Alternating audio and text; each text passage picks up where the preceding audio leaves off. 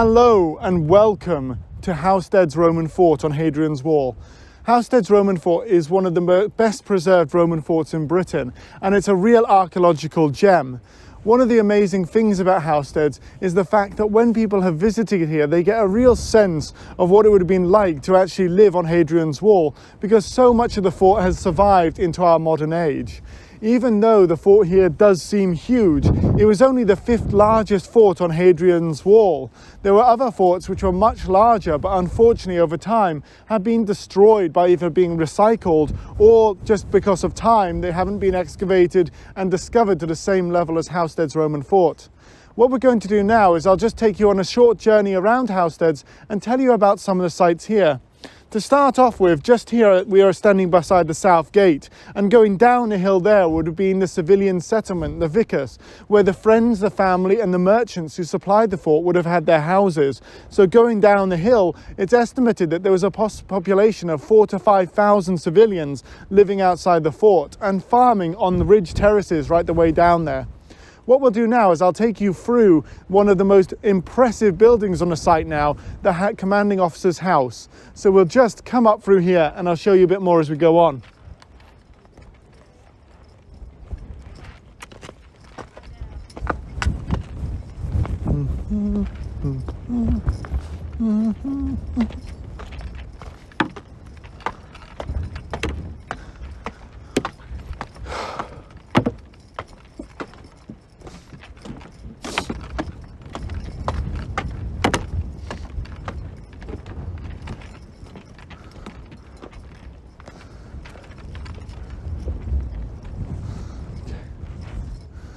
So welcome to the commanding officer's house. This would have been the largest building at Housesteads Roman Fort, and the soldiers would have been impressed by the amazing opulence that the commanding officer lived in. The unit stationed here was a 1,000-strong unit of Tungrians from modern-day Belgium. And when there was a 1,000-strong unit of Tungrians here, in a later period, they were also supplemented by a wedge or a cavalry unit of Frisians, which is from the modern-day Netherlands. The commanding officer here would have been a prince back home in his home country, and the Romans recruited these young men to Romanize them so that they would become a part of the Roman system and further help the Roman army. All around us, what I'm standing in right now, would have been a 3-story high building right here in the center of the fort, which would have shown off the power of this commanding officer. We have down here his stables where he would have had his horses. We also have a bathhouse, and all the way around the building would have also had heated floors and heated walls, where he would have had his own boiler, ensuring that this was warm even in the coldest and most rough of weathers. And so he lived here as a small mini king on this wild section of Hadrian's Wall. What we'll do now is we'll head up and I'll show you where he had his kitchens, and all the ground level down here would have supplied his needs.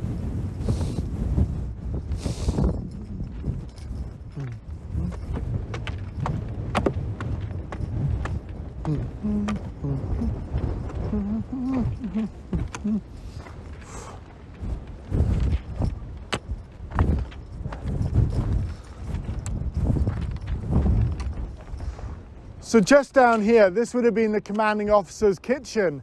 And then slightly further along, we also have evidence of a bathhouse and all of the luxuries. So him and his family would have lived with their own bathhouse, their own kitchen, their own slaves, and him and his wife would have been like mini aristocracy, and their children would have grown up in a great palace right here in the middle of the fort.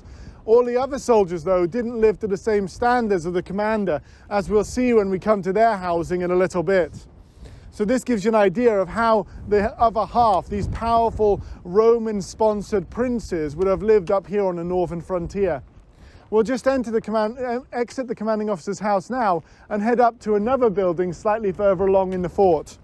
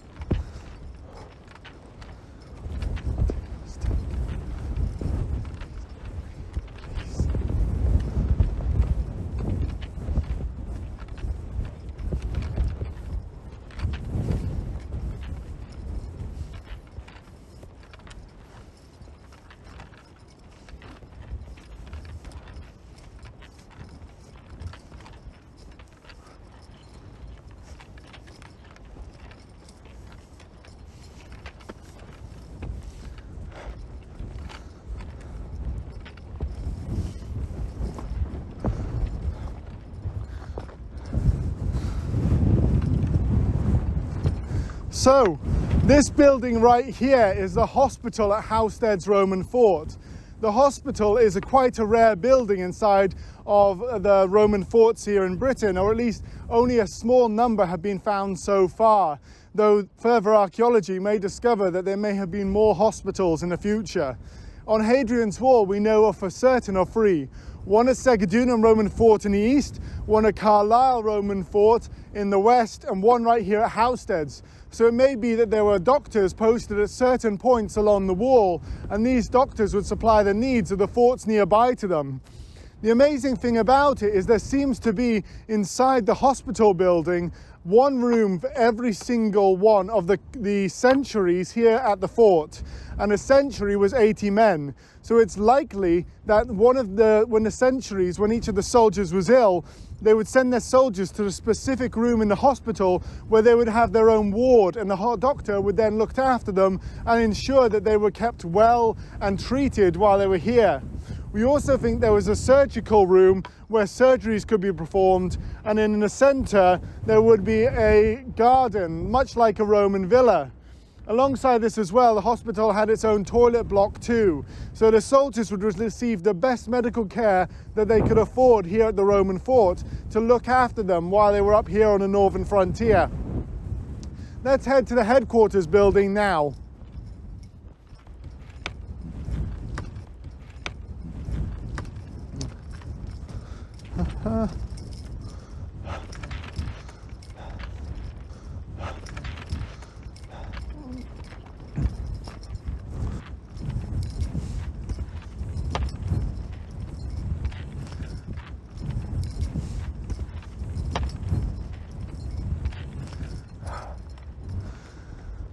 So this building right here is the headquarters building of Housesteads Roman fort. The headquarters was the operative heart. Much like the commanding officer's house showed off the power and the wealth of the commanding officer, right here this showed off the power of the empire. There would have been a statue inside of here of the emperor himself, so that would show off the imperial authority. And then every single day the commanding officer would go onto that plinth over there and give his orders to his centurions, telling them what they needed to do and the jobs for the various different units within the fort. Just in front of me right here, there is also the strong room of the fort where the fort's money would have been kept, and then 4 offices. These offices would have been very important within the Roman fort because they would have been where the administrative units would have been done. After a certain number of years, a Roman soldier would become an immuno, where we get the modern English word immune from, and they would be responsible for writing down all of the orders, writing down the letters, counting the money and organizing everything within the fort. And so their offices would have been here within the headquarters. Alongside that as well, inside the strong room where all the money was kept, there was also the shrine of the standards, where the banners and the standards of every single one of the units would have been kept. And those were very important because they had religious significance to the soldiers here at the site. So this is the headquarters building, which would have had the officers here, a covered hall here where the commander would have met his senior officers, and then right over here there was an open space, again a bit like a Mediterranean garden. We'll now head and I'll show you the granaries where the food was kept here at the fort.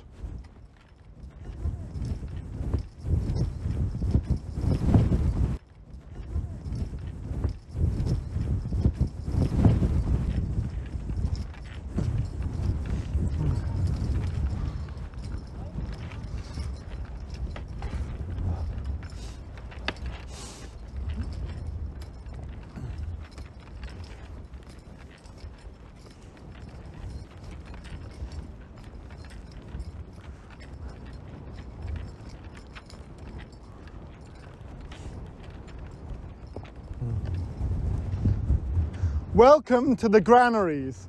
When the granaries were first discovered within Roman Britain, it was thought that these buildings were only 1 story high. But further archaeological research now suggests, because of the huge size of the buttresses, which you can see just here and here, that these were at least 2-story buildings, if not 3-story. It's suggested that these would have had to contain between 9 months to 1 year's food for the fort. And so inside here you would have all the food required to feed the soldiers, but alongside this other stores as well, such as beer, wine, possibly clothing, and other things like weapons too. So these were incredibly important buildings. You can also see there are stones inside the granary right here.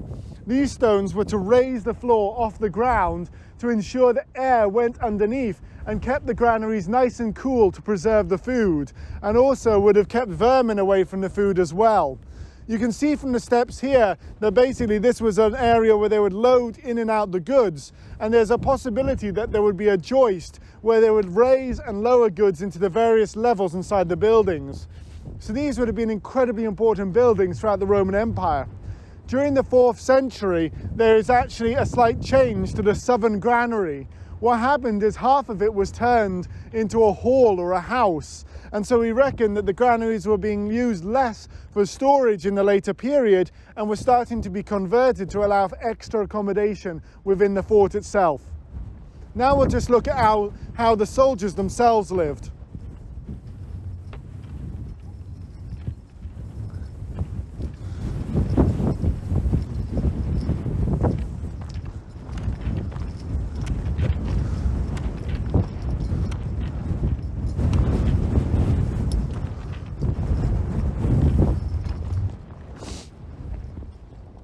These right here are the Barrack Blocks at Housesteads Roman fort, but these ones as they're displayed are how they would have been from around about the 3rd into the 4th century. Archaeologists initially would find Barrack Blocks which would be one long continuous building, and they were divided with the front room for the soldiers to live in, and the back room they think is where they stored their equipment. When they had this setup, this was quite common throughout the whole of the Roman Empire. In the late Roman period up here in Housesteads, it seems they became individual buildings. And so there is a theory that because of that, the soldiers would bring in their families with them, and there was a much smaller unit of soldiers within the fort, even though this is such a massive unit size as well. Because in the 1st, 2nd and 3rd centuries, it's estimated or believed that each of these barrack rooms would contain 8 soldiers, would be housing for 8 soldiers. In the late period, they believe it might just be for one family. Another counter theory that's come out recently, though, is the suggestion that actually it's for preserving materials. So rather than having huge, long pieces of wood that had to go all the way down to provide a roof for the large building, instead individual single pieces of timber would go north-south rather than one long one going east-west. And so it was actually to preserve resources, and so there was probably a similar sized unit. So instead of maybe 800 to 1,000 soldiers, maybe there could have been 800 to 600 soldiers at Housesteads during the late Roman period. Slightly further down, there is also the centurions' housing, and the centurions would have a very large apartment space, about 2 or 3 times the size of the soldiers' barrack blocks, where if he was married, his wife and his children would live in there, whereas the soldiers had to share one barrack block between 8 of them. So you can see from the barrack blocks where there are 8 soldiers living in here, the centurion then has his own apartment with some of them having their own toilets and things like that. And then the commander living in a large palace. There is a real difference between the levels of comfort that the soldiers were experiencing up here on Hadrian's Wall. We'll now head down and I'll show you the bathhouse here at Housesteads.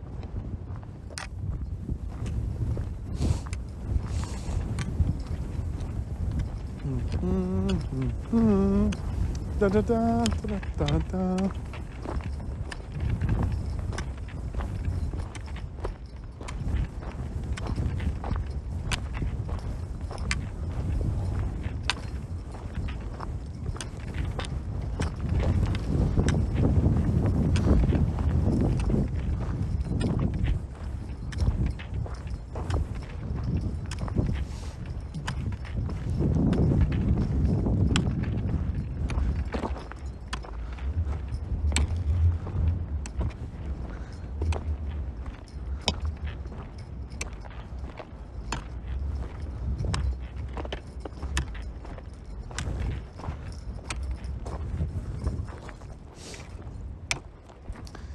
In the 1st, 2nd and 3rd centuries, it was quite normal for a Roman fort to actually have its bathhouse outside of the fort.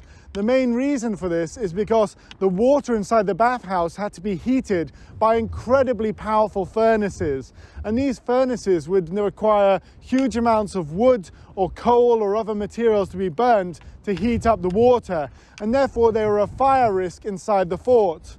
In the late Roman period though, because the frontier became so much more dangerous and increased risk of attack from Irish raiders across the Irish Sea and also the newly amalgamated Pictish forces north of Hadrian's Wall and the Britons who lived in northern England, well, what is now northern England, they brought the bathhouses inside the fort. So right here, this would have been the late Roman bathhouse inside of Housesteads, where the soldiers would have come to wash. It's my belief that the bathhouses were way more important than archaeologists have ever believed, mainly due to the fact that when I've walked Hadrian's Wall in kit, the need to actually ice my body afterwards and also to bathe myself in hot water after every single day of walking, I can see after physical exercise, it's not just about leisure, but it's about the health and the continued effectiveness of the soldiers that they would need to actually be looked after with an effective bathhouse. So this is the bathhouse here at Housesteads. Now we'll go down to the most complete Roman toilet in Britain.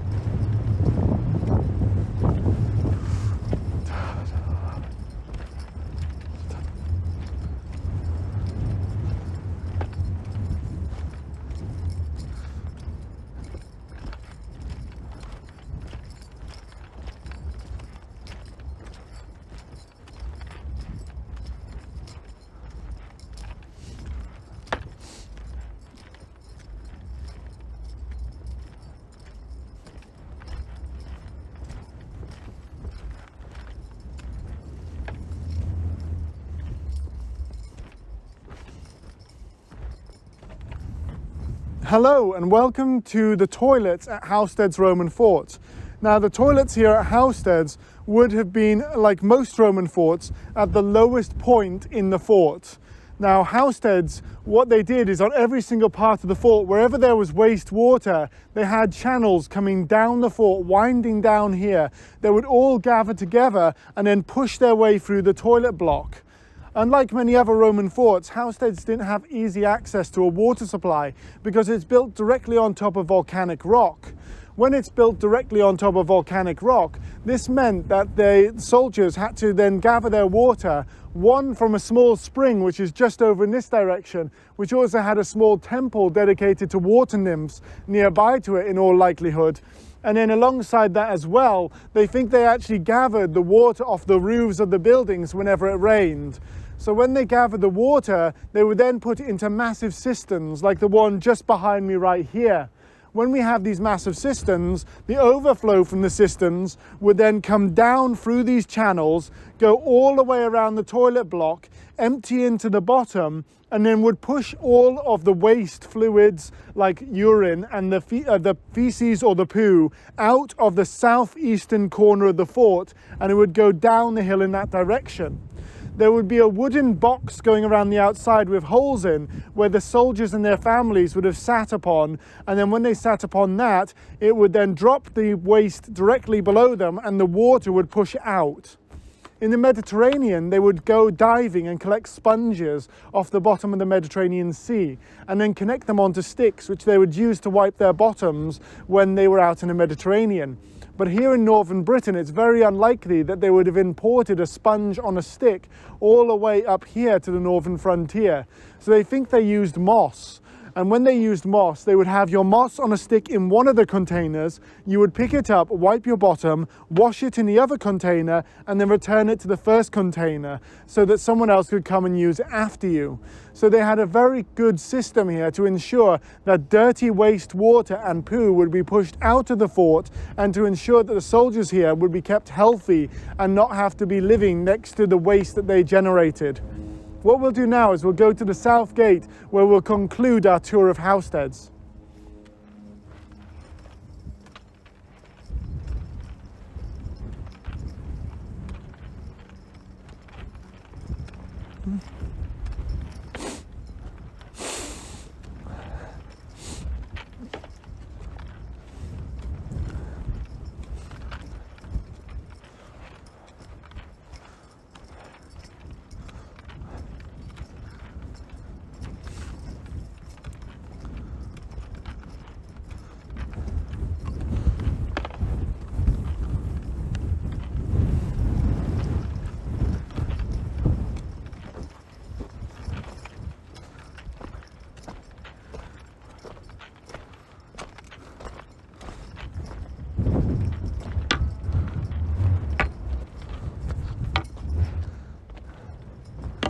So I really hope you've enjoyed this short tour of Housesteads Roman fort, and I've been able to show you something of this great fort on the northern frontier. Please keep in mind it was only the 5th largest fort on the wall, and there's so much more to discover in the future. Alongside this as well, even visiting the fort, there's so much more to see than what I've shown you here. So if you get a chance, definitely come up here, and thanks so much to English Heritage for allowing us to film today. So thank you so much for watching. I really hope you've enjoyed the video. As always, please do like and subscribe, share the video with your friends, and if you would like to, I also have a Patreon which you can support me. If you'd also like to join me on a tour, I am available on www.ilestours.co.uk. In the meantime, stay safe and well, and I hope you'll join me for another episode in the near future.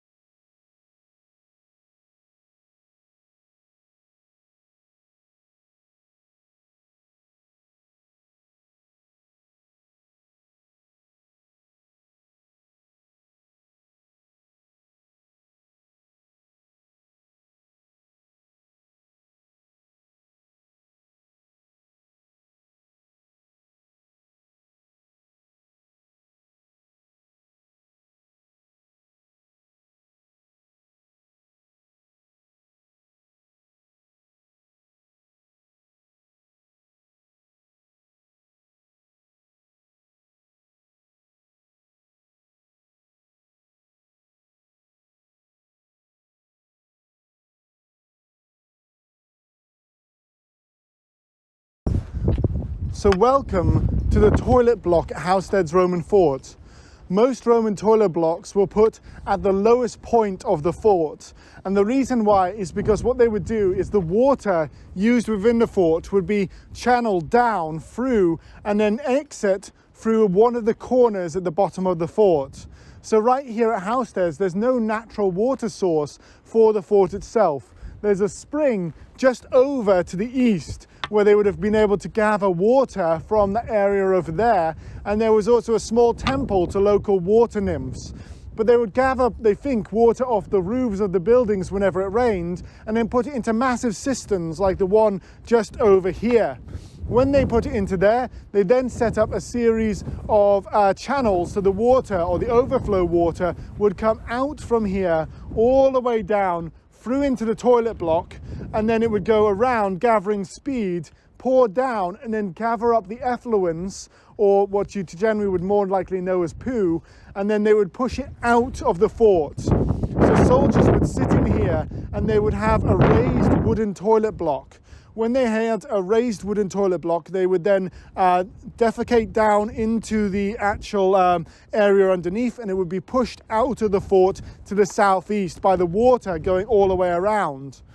In the Mediterranean, they use sponges to wipe their bottoms on sticks. And when they use the sponges on sticks, that's what they would gather from diving into the Mediterranean, gather the sponges and then use those. Up here in the northern frontier, it's believed that they probably used moss.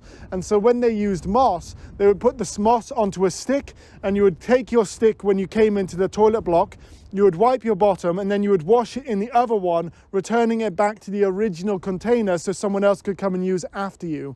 And then once the moss was no longer usable, you'd just drop it down the toilet and it'd be washed out. So archaeologists discovered a lot of moss in the channels underneath here when they excavated the toilet block here at Housesteads. We'll head back to the entrance of Housesteads Roman fort right now, where we'll conclude.